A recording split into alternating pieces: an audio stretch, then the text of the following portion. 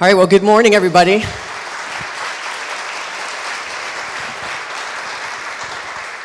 So, in full transparency, I am 3 weeks into my job with Salesforce. Previously to being here, I was a research fellow at Gartner for about 10 years covering sales strategies, go-to-market, digital transformation, et cetera. So I appreciate the fact that the team was willing to have me continue to be the keynote even though I changed jobs midstream. So appreciate your time this morning, as well as many of you in the audience being just great supporters of me and my career over the years. So with that, we're going to step through this presentation that hopefully will shape the rest of the day. The video, if I had directed a video, that wasn't something I obviously created in 3 weeks, but if I had directed a video, I wouldn't have changed anything. I mean, I have been a firm believer that the customer is far more disruptive than anything technology can do to our business than we've ever seen before. One of the things that I like to say from a claim to fame is I went to high school with the President of the United States, true story. I went to high school with the founder of eBay, and I grew up with the founder of AOL, and I went into sales. Somehow my mom is not so proud. She said, "What happened to you? Everybody you were surrounded with went and did these great things, and you decided to go into sales." But I like to call myself a recovering seller, and I tend to look at the world through the lens of, if I were a sales rep working for you, sitting in front of a customer, what would be different? What has changed? Many people have said that the customer has disrupted. Many people have said technology has disrupted, but what does that really mean? How do we engage with customers in ways that have meaning to not only their business, but to their customer's business? Because this really is about the entire supply chain of where technology can take your customers as it goes forward. So building a high-performing sales organization is a big statement. I think there are many things that are people-oriented and process-oriented and systems-oriented. But I'm going to hone in on this entire sort of the age of the customer and thinking about purposeful selling. Having a purpose when you show up in front of a customer, or when you create an ad, or when you try to engage socially is what differentiates you. If you have no purpose and you just share content, and it maybe isn't valuable content, it actually can work as a disservice to you and your brand. When I talk about this from a technology standpoint, I have to now say, right, forward-looking statements, I'm not making any claims about what Salesforce technology can do. You need to make your own decisions about our technology on your own. But when we think about innovation, it surrounds us everywhere. There is this blurring of the lines between our consumer lives and our business lives. How many of you in the room are consumers? And how many of you consume on a daily basis, whether it's with Amazon, whether it's with Uber, whether it's with whomever, you all consume on a daily basis. And then you show up to work and you have this expectation that your relationship with technology will be the same on the business side as it is on the consumer side. How many of you agree that your relationship with technology is the same in business as it is with your consumer life? And that's the problem. We have this expectation of personalized shopping when you're in your consumer life. You can get data to and from multiple devices. I always joke that the day my scale talks to my Fitbit, talks to my refrigerator, and locks me out, I know things have gone horribly wrong. But it's coming. And these automatic updates of a car company that notices a flaw in what they're doing, and that afternoon fixes it and sends it out to every single car that they have on the road.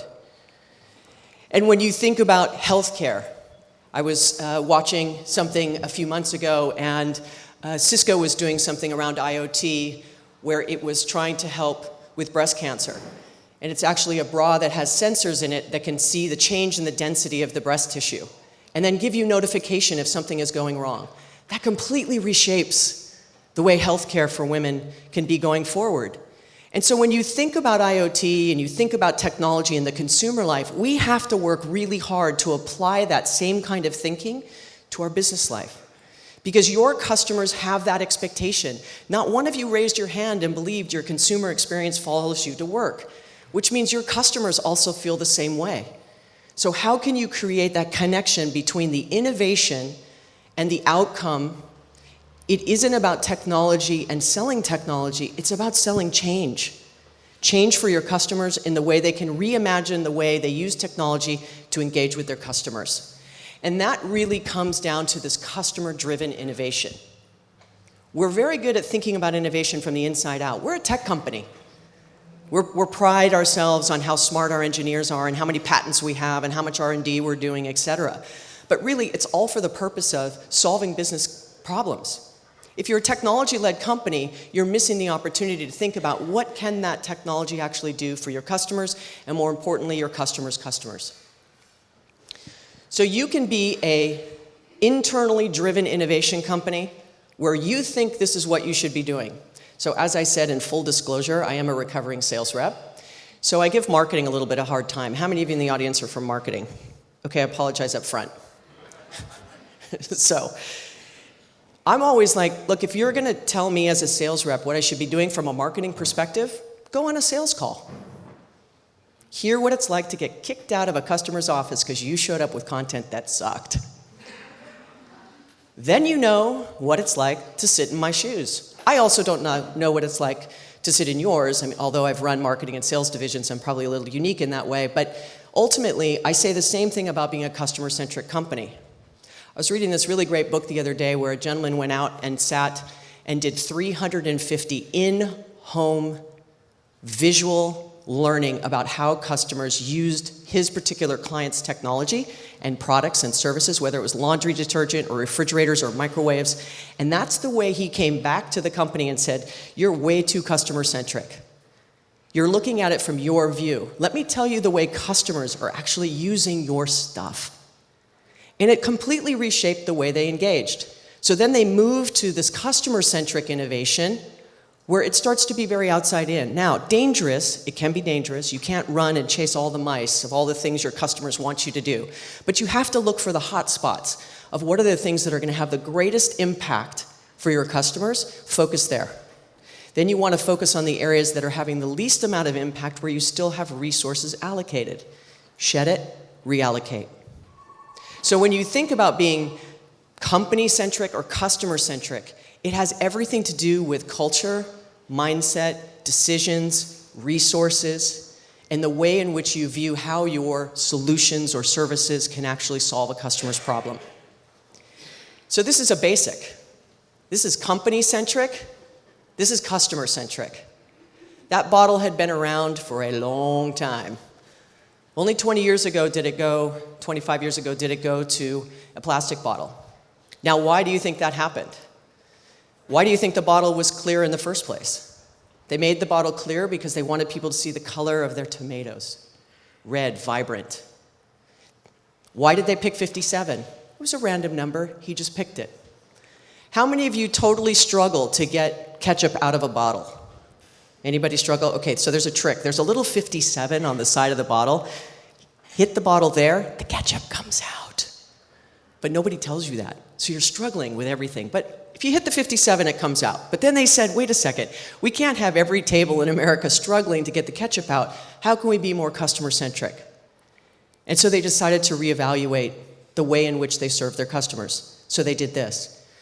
Just a couple years ago, they've actually furthered that and said, we want to think about, we're producing so much recyclable materials, how do we give back from a sustainability standpoint? They did a partnership with PepsiCo to say, how can we now make our bottles even better from a sustainability standpoint and our productivity and our production? So they said, not only are we going to be customer-centric in making sure that we serve the customers better, but then we also want to be a company that serves the environment better. So being inside out or being outside in can have dramatic impact and positively, more importantly, to the brand. So I've been saying this for some time, but I think it warrants me to say it again, that the unintended consequence of innovation and the unintended consequence of all the technology advancements this room has pushed out to market is actually that the customer has become far more disruptive. I remember the days when I would sit in front of a customer and I knew more than they did.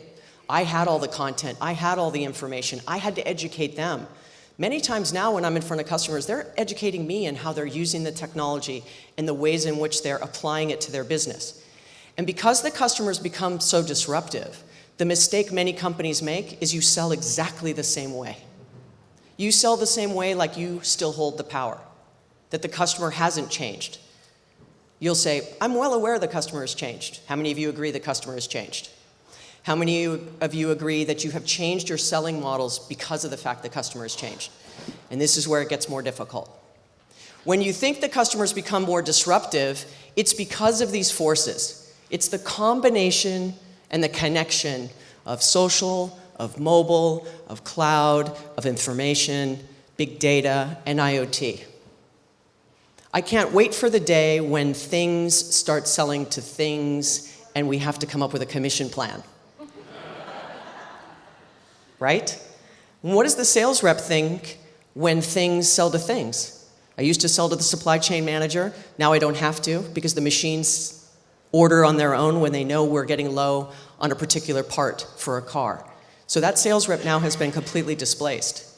And so the sales model has to be different. But remember, digital can be disruptive and can replace sellers in certain situations. But recent research from Accenture that just came out actually stated that people still want, 65% or so of the time, both a digital relationship with your brand as well as a human relationship. So it's never a complete replacement, except maybe things selling to things. But still, in the end, a human being needs to come in and make sure that the relationship and the engagement is still adding value at every step. So I think that the other thing that companies find and over-pivot to is they think digital is going to completely change everything. I know there's a lot of talk today, and many of you in the room are staunch proponents of social selling, and I'm a fan in certain situations. I'm a fan with certain people. I'm a fan with certain customers when it comes to social. And so you have to think about not just doing everything one way, you got to think about how do you actually do things differently. And I think the big thing that's missing when you start making those decisions is that this is all about what I like to call the continuous experience. This isn't a first touch experience. This isn't a last touch experience. This isn't an upsell and cross-sell experience. This isn't a customer support issue experience. This is a continuous experience of every single time you touch a customer, in every kind of channel, in each engagement, and this continuous experience will help accelerate your customer success. But if you think of, I've sold them and I back away, or they called support and I solved their problem and I back away, you've missed the opportunity to keep this continuous experience going with the customer. It can't just be you've improved your sales experience, or your online experience, or your content experience, or your social selling experience. It has to be this continuous engagement and thinking about how you do that with your customers in new ways. The problem is, we've got all this data. Everybody talks about all the data we have. And I always like to challenge people and say, I bet you have more data than you did 3 years ago. All of you would probably say yes. But are you analyzing it? And if you're analyzing it, that's the first step, you know? A journey of 1,000 miles begins with the first step, as Jamie said. A marathon does too. But if you're not doing something different because you've learned something from the data, why are you looking at the data? So my neighbor owns a Verizon store. And poor guy, he's just like, he comes over, 10 o'clock at night, I'm trying to solve this problem. I'm like, do I look like I have an open sign on my front door? Yes, you do. I'm like, fantastic. So he says, I want to put cameras in my store. And I want to see how people, the pattern of how they move through my store and when they come and what times I have more traffic and should I staff it up, etc. And I said, that's really great, Peter. So if you watch that video, are you going to rearrange your store or restaff your store because of the information you've learned from the video? He said, no. So I said, why are you getting the cameras? If you get the information, you analyze it, you don't do something different. If he wasn't willing to make the hard changes based on what he learned from the video, why would he capture that data? So the challenge here is that customers don't believe that you're using that data in a way that drives this continuous engagement. You know a lot about me, treat me differently. One-to-one is really hard. So I just want you to come up with, is there a handful of ones that become a group that you can learn how to engage with? So I'd tell you that social customers see you coming a mile away. They're paying attention. While I am a fan of the 60% through the sales process stat, and while it's not a Gartner stat, so I have to learn all these other new stats, I have to retrain my brain. Here's what I'd tell you, that the amount of the journey they're through is actually irrelevant. What's more relevant to me is where they went when they were on that journey. Where did they go to consume the content? Who was their trusted advisors? What information did they pull from? Who were the influencers that got them to 60? Whether it's 60 or 40, I remember saying this all the time when I was talking about cloud is going to be at 20%, and everyone would go, there's no way, Tiffani, that's going to happen. And I go, well, let's just agree it's not 0 and it's not negative. Pick a number. I don't care. What I care about is what the customer does when they're getting to 60. That I care about. And so you have to think differently about the places they go for content. And by the way, it's never the same path. It's never the same journey. It's customer driven, and they go back and forth. How many of you have ever seen a sales process that goes do this, do that, do this, do that, do this, do that? Everybody has this sort of sales process. I'm here to tell you that customers actually go forward and backward and forward and backward, and nobody's sales process actually accommodates that. And it happens from the content. They're going forward and backwards because of new information they're gathering along their journey. And it might back them up for a minute.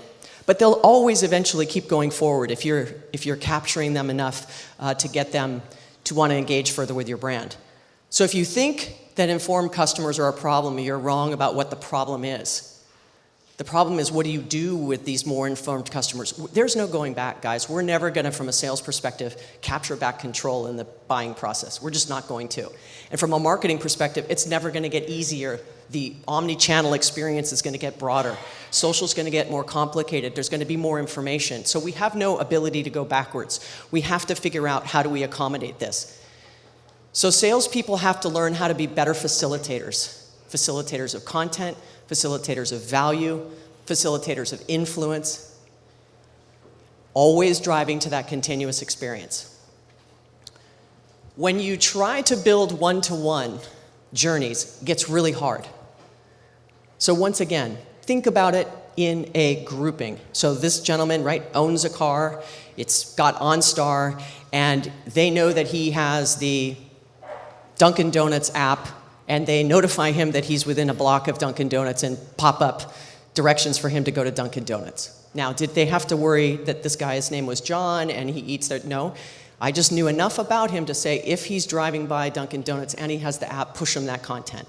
So one-to-one doesn't always have to mean literally one-to-one. Think about it in groupings. And every customer's on their own journey, as I just said. It's never linear. It's never one step and the next step. We can't predict what everybody's going to do, but we can get better at predicting what we think they might do, and then how do we facilitate them to continue doing what we, of course, want them to do. And journeys are correlated with outcomes. McKinsey did a study that basically showed that if customers are satisfied, they're less likely to switch.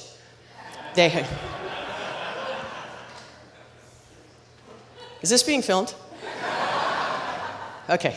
28% are willing to recommend.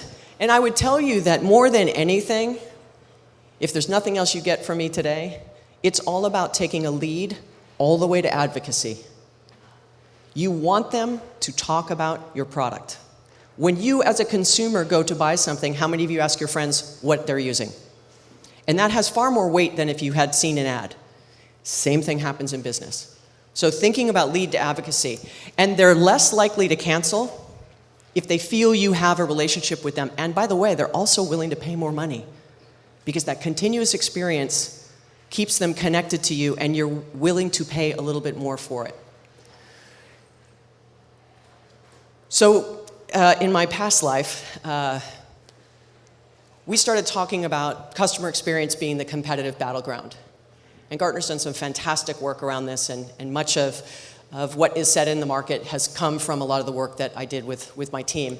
But I would say that where you really have to start thinking about it, here was a quote of one of my team members on 90% expect to compete entirely on customer experience, up from 36%. This research note was actually the genesis for an acquisition that Salesforce made in the marketing space, because of the fact that we said that, or Gartner said that marketing was going to spend more than IT, and it was really going to be about this customer experience battleground. And so thinking about that is, even if you have an okay product and provide fantastic customer experience, you have a shot. And I would tell you that even in a random industry, and why I sort of pick Mark Cuban often is because for those of you who don't know, he used to be a value-added reseller of technology products 20 years ago, and he was a little VAR, sort of schlepping products, from door to door, selling Cisco routers and AT&T wireless and, HubSpots and all kinds of things.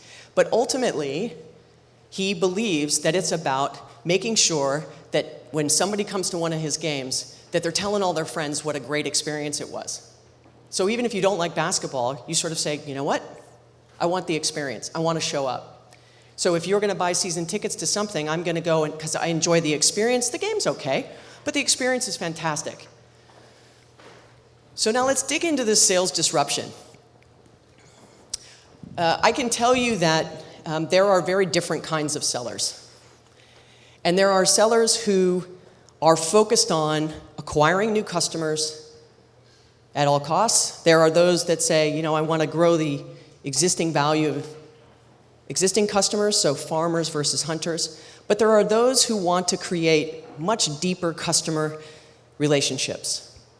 And those sales reps that are willing to create deeper customer relationships and know how to hit their quota are golden.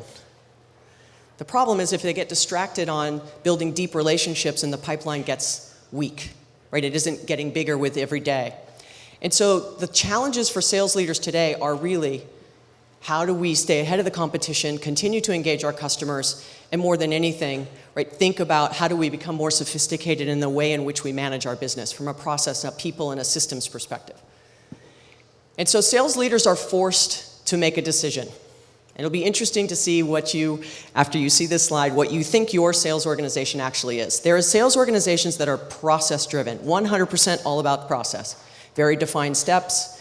In some cases, it's unnatural behavior. Even though, as a human being, we go, I feel like I want to do this. I can't do it because it's process.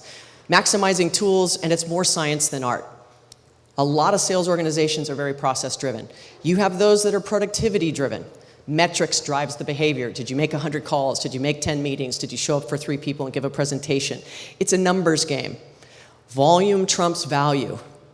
I didn't call my 100 people today because I called 20 and I had really deep, meaningful conversations with all of them, and you were supposed to call 100, you get in trouble because it's all about the productivity.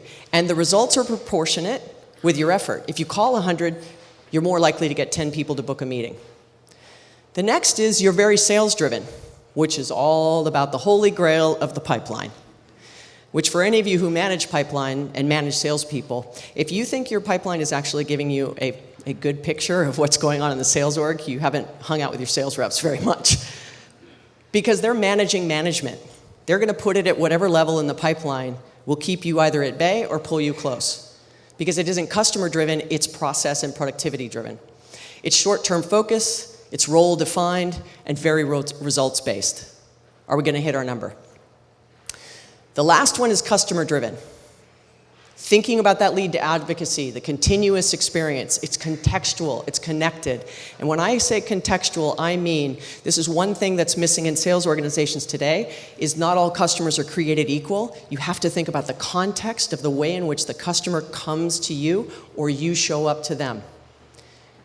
So if you have a customer who doesn't know they have a problem, why would you sell to them the same way as somebody who called in and said, I know I have a problem, help me?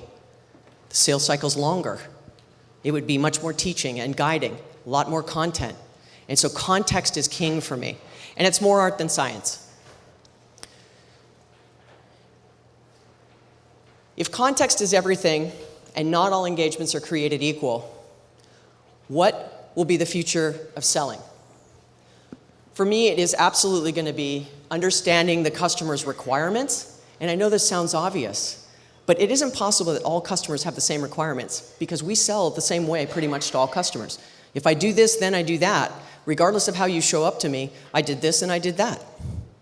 Regardless of what you told me you already were doing, I did this and I did that because I'm process-driven. What is their starting point? Are they already a customer? Did they used to be a customer at another company and now they're coming back? Were they an unhappy customer? Did they churn? Are they now trying to re-engage with you? Do they have a budget? Do they not have a budget? Is it a team buy? Is it a procurement buy? Is it an individual buy? Is it a low touch buy, high touch buy, long sales cycle? What is their starting point? Those are questions that your sales reps, and marketing more importantly, owns the responsibility to tell sales what the customer's starting point is, especially if you have the data. What are the buying dynamics? Is there one person making a decision? Is it team? Is it an upgrade? Is it a renewal of licenses? Is it a support and maintenance contract that they have to have? What is the dynamics? Is it a regulation issue on why they're doing it? Is it an in-country issue that they have to do it? So what's the starting point? The regulations, is there a solutions match? I can't tell you how many times I've sat with a sales rep and said, I don't really think this customer's right for us. And the sales rep says, what are you talking about? I can sell this guy. And they waste all this time selling to a customer who's not right. The solution is not a match. But salespeople inherently will not walk away from a deal. I can sell anything to anybody and I'm going to close this guy. But I'm going to waste my time instead of focusing on the right situation, the right context, the right customer. And as a sales manager, you have to let me walk away from a deal if it doesn't fit. But if you're pipeline driven and productivity driven and process driven, you won't let me walk away. You'll hold me accountable for walking away to that deal, and I'll get called in and go, why'd you walk away from the deal? The customer didn't really want it. But you got to sell it to them. Okay, let me start again. The customer didn't really want it, and that's the difference. So when you decide Monday morning, what am I going to do different, right? How do you get it done? What are the things that you can drive? It's about selling change. We are in there selling change. I was in my very first sales meeting last week that I hadn't been in one in about 11 years. And I was sitting in the room listening to this conversation, an executive briefing. There was 12 Salesforce execs and 12 customer execs. And we're having this whole conversation. And I was listening to them talk, and in the back of my head, I said, I wish I wasn't in day 6. I'd probably say something. But it was all about their mindset. They couldn't get out of their way of the way they used to do it. And we were in there selling change. And they couldn't wrap their mind around, wait a minute, this is how we deploy. We do an RFP, we need workflow maps, we need all these things. And in reality, that's not what we were talking about at all. We were talking about how do we improve your customer's experience with you in the particular category you play in. So selling change is really tough because you can't skew up a vision. It isn't a product, it isn't a widget. You have to get people to believe in the story of what you're saying. So you guys must lead the change. As marketing leaders, as sales leaders, you have to lead the change. You have to facilitate and guide your customers towards the promised land of better customer engagement and customer experience and continuous experience. And that's difficult to do because they'll look at you and say, they're just trying to sell me something. That's why you have to get your advocates to tell your story. Establishing a customer-centric culture is you've got to get the right resources in front of the right customers. If you've got a churn and burn, process-driven sales rep on the phone, don't stick them in front of a customer face-to-face who wants to hear a vision. It's a mismatch. Don't send out content that's very product-driven when the customer wants to understand, how will this totally change my business? You've missed an opportunity. Now you actually have to go back and almost 6 times, 7 times as hard you have to work to get them to understand what it was you were trying to do the first time because you missed that opportunity to make the first impression. So you have to start from the outside in. Not everybody, not all your marketing material, not all your sales material, not everything you do. Pick where you can win. Pick where you can have an impact. Start there. This is not about avoiding performance metrics. So, considering where I work, this is not about avoiding performance metrics. You have to use the tools because that's the way you can find the processes that are working, the engagement that's working, the content that's working, so that you can scale up growth in a much more holistic way. This is about promoting how you can improve your customer's business in meaningful ways. And let me be really clear here. It isn't about just your customer's business. It's about your customer's customer. How many of you actually do anything with your customer's customer to understand how the users of your technology or your service or your products are using what you have helped define? Do any of you go that low down into a couple of you? So it's a really interesting conversation of understanding how your customers are engaging with their customers because of what you've done for them, either on a product side or a technology side. Talk about outside in. You all of a sudden will go, why, I've been so focused on this for them, and if we could just change these 3 things, it would really have an impact downstream. And that's what's really important. And you must build the right skills and infrastructure. You know, I have run a $300 million, $350 million business off of Excel spreadsheets, Post-it notes, and bubble gum. I've done it. I've done it off of ACT and Goldmine as an individual sales rep. I've done it off of Salesforce before I came here. I've done it off of, Outlook. I've done it many ways, right? You got to find the way that works, but as a manager or leader, you have to make sure that you are using that technology and the skills in the right ways. And then I would tell you that you have to sustain it, and I like to say from the first mile to the last mile.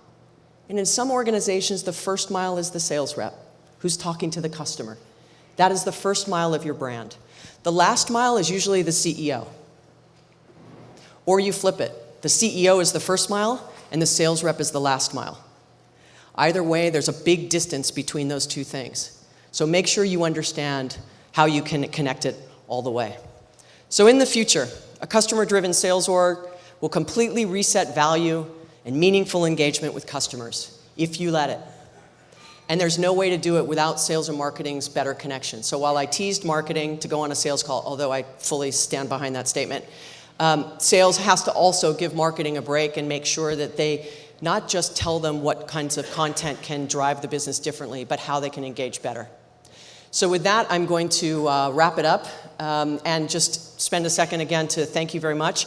And also say that we've got another event coming up in June in New York called Sales Machine. Love to have you guys all participate. And I think we're out of time for questions, yeah? No questions? Yeah, I think so. We're out of time. All right, thank you guys very much.